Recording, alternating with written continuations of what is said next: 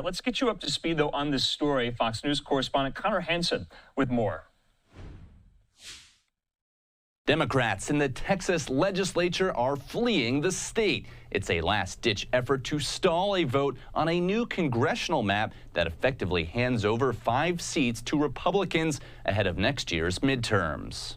Our duty is to use whatever parliamentary tools are available to us, and breaking a quorum is one of those tools. The new map has the support of Texas Governor Greg Abbott and President Trump, who argue the state's demographics have changed and the new districts are areas that voted for Trump. Democrats don't actually have a problem with redistricting and redrawing maps to maximize partisan political advantage. They just have a problem when Republicans do it. Texas Democrats have traveled to blue states like Illinois and New York in the meantime and argue Abbott does not have the authority to charge them.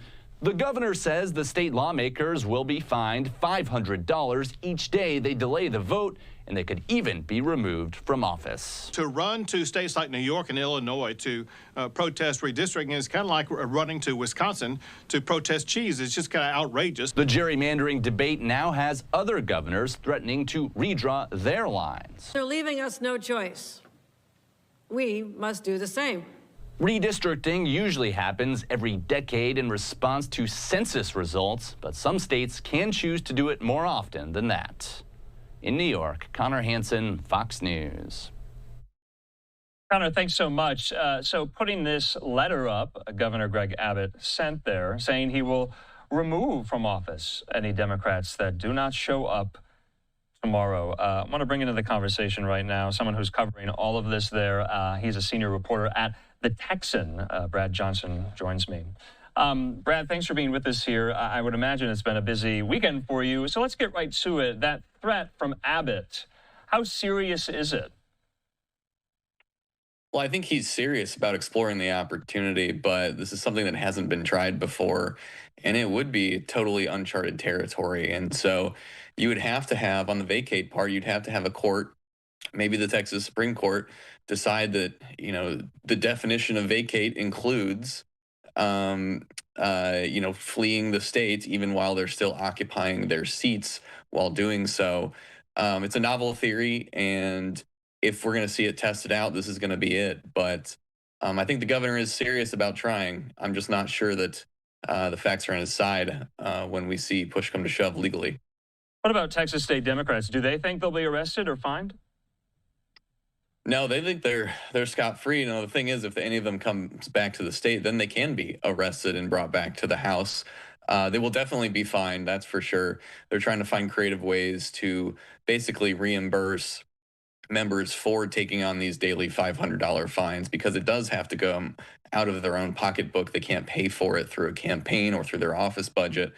You know, one maneuver that I heard talked about is having members speak to a Zoom hearing, basically empty Zoom hearing, and paying them speaking fees for that.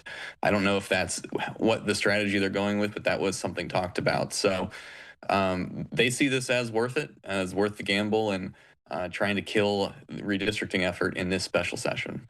Yeah, I mean, I was here at LiveNOW. I remember the last time they did this in 2021 here over some of these voting reform laws in the state of Texas. And if you could, maybe you could kind of elucidate for our viewers how that turned out. I think everyone's kind of wondering, you know, what is the outcome that these Texas state Democrats want? Are they just going to run out the clock? Will they eventually have to come back? Or will Governor Abbott just, you know, extend this special legislative session ad nauseum indefinitely here? So what's the long-term play, do you think, for Democrats? Well, the last time this happened, they had to kill a whole special session, which was 30 days. This time they're doing this halfway through. They only got to get to August 19th in order to kill the special. Odds are, though, governor calls an immediate special session right after that, and does the same, puts the same items on the call, and we're right back where we started. You know, in the short run, they can win in killing this special, but overall, I think they all realize that these maps are going to pass. And from there, the fight turns to the courts, and whether Texas Republicans manage to follow state law, follow state and federal law in drawing these new maps. And so I think they realize this is kind of a futile effort quorum breaking. Also, it's very difficult on them personally, and it's very difficult to win the PR fight in a long, drawn out, quorum break. We saw them eventually on the losing end of that PR fight back in 21, in addition to losing legislatively on all the areas. So, long game, they need other Democratic states to try and redraw their own maps, but that has its own problems.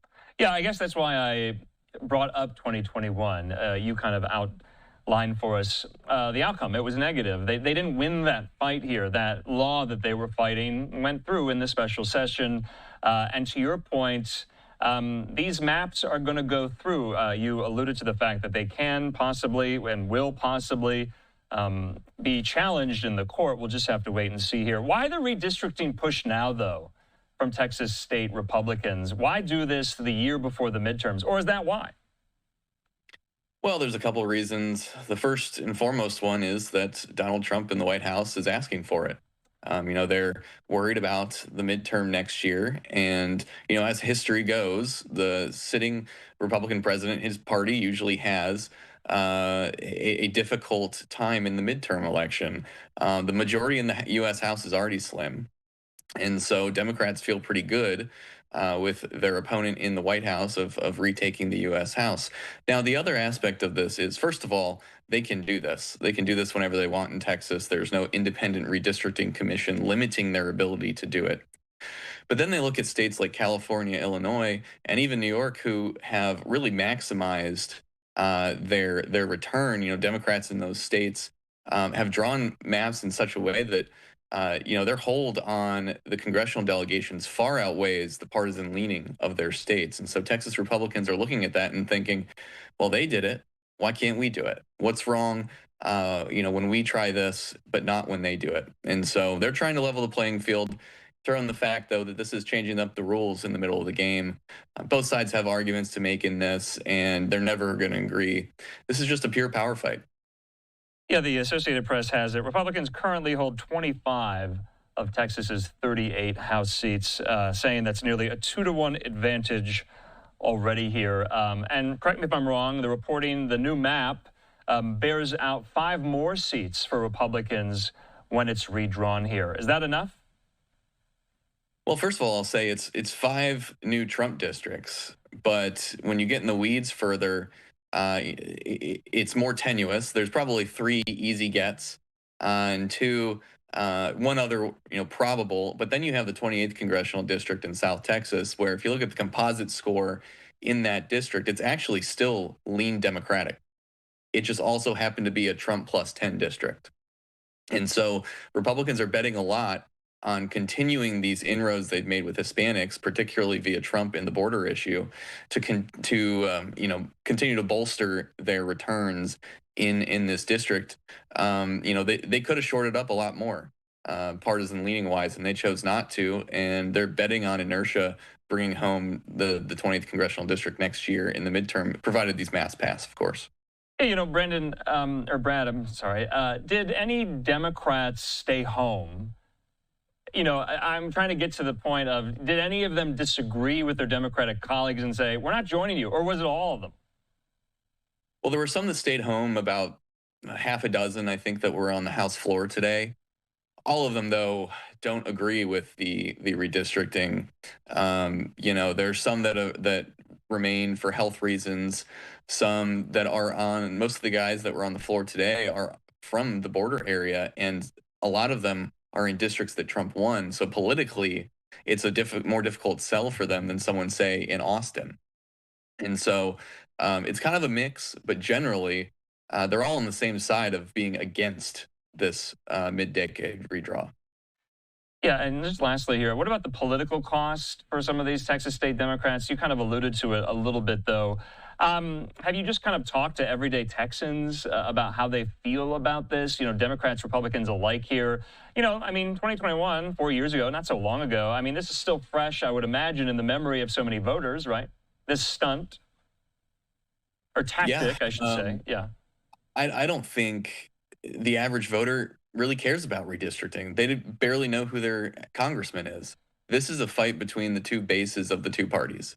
The Republican base wants them to redraw the maps, to, as they say, level the playing field, and then the Democratic base wants them to fight it with everything they have. And I think that's really what it boils down to. And so, while they might lose the PR fight, Democrats might. As far as the average voter goes, even with all of this national media coverage, it's still not a blip on the radar. You look at something like a THC ban in Texas, prospective THC ban, that penetrates to the average person a lot more than this weedy congressional redistricting fight. All right, Brad Johnson there at the Texan.